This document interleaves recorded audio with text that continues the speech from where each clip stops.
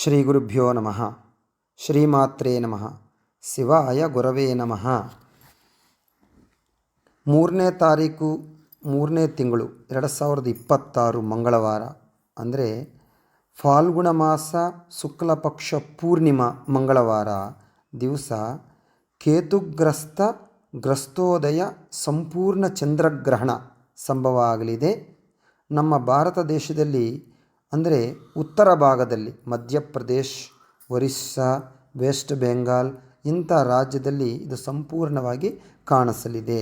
ಗ್ರಹಣ ಸ್ಪರ್ಶಕಾಲ, ಅಂದರೆ ಗ್ರಹಣ ಪ್ರಾರಂಭ ಆಗೋ ಕಾಲ 3ನೇ ತಾರೀಕು ಮಧ್ಯಾಹ್ನ 3:19 ಪ್ರಾರಂಭ ಆಗುತ್ತದೆ. ಗ್ರಹಣದ ಮಧ್ಯಕಾಲ 5:03 ಮಧ್ಯಕಾಲ ಇರುತ್ತದೆ. ಗ್ರಹಣ ಮೋಕ್ಷ ಕಾಲ, ಆದ್ಯಂತ ಮೋಕ್ಷ ಕಾಲ 6:46 ತನಕ ಇರೋದರಿಂದ ಏನಾಯ್ತಂದರೆ, ಇದು ಹಗಲು ಹೊತ್ತು, ಅಂದರೆ ಸೂರ್ಯನ ಬೆಳಕಿನಲ್ಲಿ ಬಂದಿರೋ ಚಂದ್ರಗ್ರಹಣ ನಮಗೆ ಗೋಚರಣೆ ಆಗುವುದಿಲ್ಲ. ಅದರ ಕಾರಣದಿಂದ ಆ ಗ್ರಹಣದ ನಿಯಮಗಳನ್ನು ಪಾಲಿಸುವಂಥ ಅವಶ್ಯಕತೆ ಇರೋದಿಲ್ಲ ಅಂತ ಹೇಳಿ ಮನುಸ್ಮೃತಿಯಲ್ಲಿ ಇದನ್ನು ನಿರ್ಧಾರ ಮಾಡಿದ್ದಾರೆ. ಆದರೂ ಸೂರ್ಯಾಸ್ತಮಯದ ನಂತರ ಕೆಲವೊಂದು ನಿಮಿಷಗಳು, ಅಂದರೆ 12 ಅಥವಾ 20 ನಿಮಿಷಗಳ ಕಾಲ ಮಾತ್ರ ಈ ಚಂದ್ರಗ್ರಹಣ ನಮಗೆ ಗೋಚರಣೆ ಆಗ್ತಾ ಇರೋದರಿಂದ ಕೆಲವೊಂದು ನಿಯಮಗಳನ್ನು ನಾವೆಲ್ಲರೂ ಕೂಡ ಪಾಲಿಸಬೇಕು. ಇದು ಸಿಂಹ ರಾಶಿಯಲ್ಲಿ ಪೂರ್ವ ಫಲ್ಗುಣಿ, ಅಂದರೆ ಪುಬ್ಬ ನಕ್ಷತ್ರದಲ್ಲಿ ಸಂಭವ ಆಗ್ತಾ ಇರೋದರಿಂದ ಸಿಂಹ ರಾಶಿಯವರು ಯಾರೂ ಕೂಡ ಈ ಗ್ರಹಣವನ್ನು ನೋಡಬಾರದು. ಅದರ ನಂತರ ಮಾರನೇ ದಿವಸ, ಅಂದರೆ 4ನೇ ತಾರೀಕು ಬುಧವಾರ ಬೆಳಗ್ಗೆ ಈ ಗ್ರಹಣಕ್ಕೆ ಸಂಬಂಧಪಟ್ಟಂಥ ಶಾಂತಿಗಳನ್ನು ಸಿಂಹರಾಶಿಯವರು ಮಾಡಿಕೊಳ್ಳತಕ್ಕದ್ದು. ಏನಾಯ್ತಂದರೆ, ಗ್ರಹಣ ಸಮಯದಲ್ಲಿ 1 ಸೇರು ಅಕ್ಕಿ, 1 ಸೇರು ಹುರುಳಿಕಾಳು ತಗೊಂಡು ನಿಮ್ಮ ಗೃಹದಲ್ಲಿ ಇಟ್ಟುಕೊಂಡು ಪ್ರಾತಃ ಕಾಲದಲ್ಲೇ 1 kg ಅಕ್ಕಿ ಮತ್ತು 1 kg ಹುರುಳಿಕಾಳು, 1 ಬೆಳ್ಳಿ ಸರ್ಪ, 1 ಚಂದ್ರ ಪ್ರತಿಮೆಯನ್ನು ನಿಮ್ಮ ಸಮೀಪದಲ್ಲಿರುವಂಥ ಈಶ್ವರ ದೇವಸ್ಥಾನದಲ್ಲಿ ನಿಮ್ಮ ಹೆಸರಿನಲ್ಲಿ ಒಂದು ಅಭಿಷೇಕ ಮಾಡಿಸಿಕೊಂಡು ಅವನ್ನು ಅಲ್ಲಿರುವಂಥ ಅರ್ಚಕರಿಗೂ ಅಥವಾ ಅದು ದಾನ ತಗೊಳ್ಳೋಂಥ ಸ್ವಾಮಿಯರಿಗೂ ದಾನ ಮಾಡಿ ಈ ಗ್ರಹಣ ಶಾಂತಿಯನ್ನು ಪಡಿತೀರಂತ ಹೇಳತಕ್ಕಂಥದ್ದು. ಅಷ್ಟಲ್ಲದೆ ಈ ಗ್ರಹಣ ಸಮಯದಲ್ಲಿ ಭೋಜನಾದಿ ಕಾರ್ಯಕ್ರಮಗಳನ್ನು ಮಧ್ಯಾಹ್ನ 12 ಗಂಟೆ ಒಳಗೆ ಮುಕ್ತಾಯ ಮಾಡಿಕೊಳ್ಳಬೇಕು.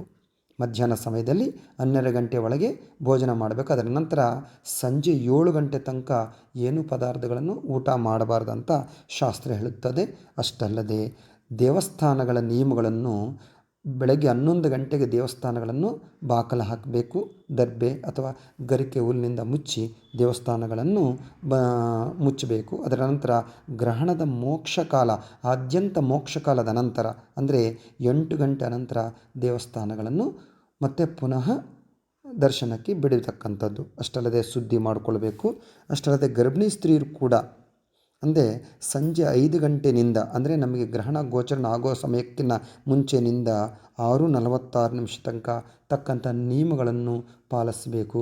ಗರ್ಭಿಣಿ ಸ್ತ್ರೀಯರು ಗ್ರಹಣದ ಸಮಯದಲ್ಲಿ ಹೊರಗಡೆ ಎಲ್ಲೂ ಕೂಡ ಅಡ್ಡಾಡಬಾರದು, ಭೋಜನಾದಿ ಕಾರ್ಯಕ್ರಮಗಳನ್ನು ಮಾಡಬಾರದು.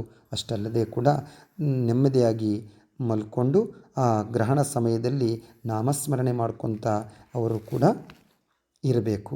ಅಷ್ಟಲ್ಲದಂದರೆ ದೇವಸ್ಥಾನಗಳದಾಯಿತು, ನಿತ್ಯ ಭೋಜನಾದಿ ಕಾರ್ಯಕ್ರಮಗಳೆಲ್ಲ ಸಂಜೆ ಗ್ರಹಣ ಅನಂತರ 8 ಗಂಟೆ ನಂತರ ಮಾಡಬೇಕು. ಇದು ಗ್ರಹಣ ಪ್ರಾರಂಭ ಕಾಲ ಮಾತ್ರ ಮಧ್ಯಾಹ್ನ 3:19 ಸಂಜೆ 6:46 ತನಕ ಇರುತ್ತದೆ. ಸಾಯಂಕಾಲ ಬರೀ 12 ನಿಮಿಷ ಅಥವಾ 20 ನಿಮಿಷ ಕಾಲ ಮಾತ್ರ ನಮಗೆ ಚಂದ್ರಗ್ರಹಣ ಗೋಚರಣೆ ಆಗುತ್ತದೆ. ಸಿಂಹರಾಶಿಯವರಿಗೆ ಬಿಟ್ಟರೆ ಬೇರೆ ಯಾರಿಗೂ ಕೂಡ ಇದು ದೋಷ ಇರಲಿಲ್ಲ. ಯಾರು ಇದರ ಬಗ್ಗೆ ಗಾಬರಿ ಹಾಗೆ ಅಂಥ ಅವಶ್ಯಕತೆಯೂ ಏನಿಲ್ಲ. ಅದಕ್ಕೆ ತಕ್ಕಂಥ ಪರಮೇಶ್ವರನ ಕೃಪಾ ಕಟಾಕ್ಷಗಳಿಗೆ ನೀವು ಪಾತ್ರ ಆಗ್ತೀರಂತ ಭಾವಿಸ್ತಾ ಸರ್ವೇ ಜನ ಸುಖಿನೋ ಭವಂತು. ಶಾಂತಿರಸ್ತು.